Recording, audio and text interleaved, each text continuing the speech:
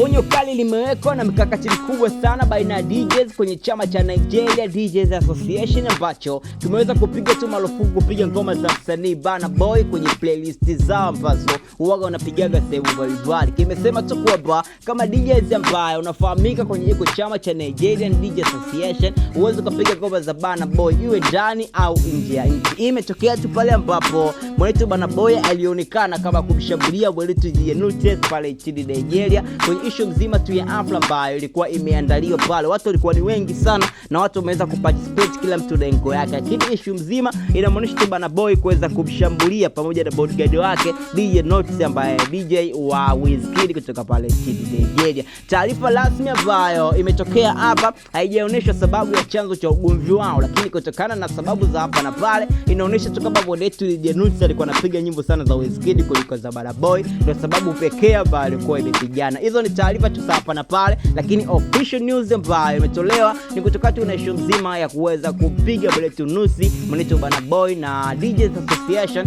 imeweza tu kuweka tu mkakati wa kutokupiga ngoma za Burna Boy ndani na nje ya Nigeria. Bila TZ mwanao kila siku tutende tena kwa Next Sport.